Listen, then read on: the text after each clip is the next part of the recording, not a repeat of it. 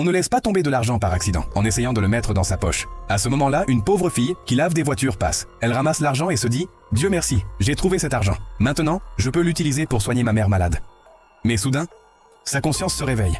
Elle se dit « Pourquoi soigner ma mère avec de l'argent volé? Un jour, je devrais rendre des comptes à Dieu. » Sur ces mots, elle décide de rendre l'argent et suit la femme jusqu'à sa maison. Elle frappe à la porte. La servante ouvre et demande « Que désirez-vous » La pauvre et honnête jeune fille répond « Votre patronne est-elle à la maison ?»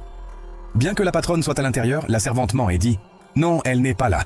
Que désirez-vous » L'honnête jeune fille répond « J'ai de l'argent qui lui appartient. Je suis venu le lui rendre. » Voyant l'argent, la servante dit « Vous pouvez me le donner, je le lui remettrai. » À ce moment-là, la cuisinière arrive également. La jeune fille honnête lui dit la même chose, qu'elle est venue rendre l'argent de leur patronne. La cuisinière prend l'argent à la pauvre fille. La maîtresse de maison, cependant, a tout observé en secret et est attristée par la malhonnêteté de ses servantes. Après avoir pris l'argent, la cuisinière dit à la pauvre fille « Vous pouvez partir maintenant en paix. Nous allons rendre l'argent à notre patronne. » Sur ces mots, les deux servantes avides lui claquent la porte au nez. Au lieu de rendre l'argent, elles se le partagent joyeusement. C'est alors que la maîtresse de maison apparaît devant elle. Surpris, elle cache rapidement l'argent dans leur poche. La dame demande qui était à la porte. Les deux servantes avides mentent. Ce n'était pas important, juste mendier. Une femme demandait de l'argent. Nous l'avons emmenée. Puis, évitant son regard, ils s'en vont.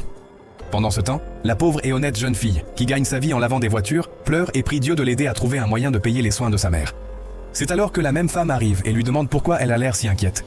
Quand la pauvre jeune fille la voit, elle se réjouit et demande « Vos domestiques vous ont-ils rendu votre argent ?» La femme répond « Non, ils n'ont rien rendu. » La pauvre jeune fille dit « Mais je leur ai donné votre argent. » La femme dit « Ils ne m'ont jamais rien donné. Pouvez-vous m'aider à prendre ces domestiques cupides en flagrant délit ?»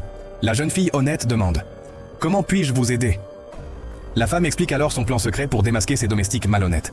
Plus tard, tandis que les deux servantes avides célèbrent et se partagent l'argent volé, on frappe à la porte. C'est la même pauvre fille honnête. La servante malhonnête ouvre la porte et dit avec colère « Te revoilà, pauvre chérie. » La fille honnête répond « Oui, je suis revenue pour rendre l'argent de votre patronne. » La servante avide reprend l'argent et lui ordonne de partir immédiatement, refermant la porte. Elle rentre et les deux servantes recommencent à se partager l'argent au lieu de le rendre. Mais cette fois, la maîtresse de maison les appelle de l'autre pièce et leur demande de sortir. Lorsqu'elles sortent, elles sont choquées de voir leur patronne debout avec la pauvre fille honnête à ses côtés. La maîtresse de maison demande « La connaissez-vous » Elles répondent nerveusement « Non, nous ne la connaissons pas. » La femme dit « En fait, cette fille vous a donné cet argent. C'est moi qui le lui ai donné. Je voulais tester votre honnêteté et voir qui parmi vous était avide et qui était sincère. » À ces mots, les deux serviteurs sont stupéfaits.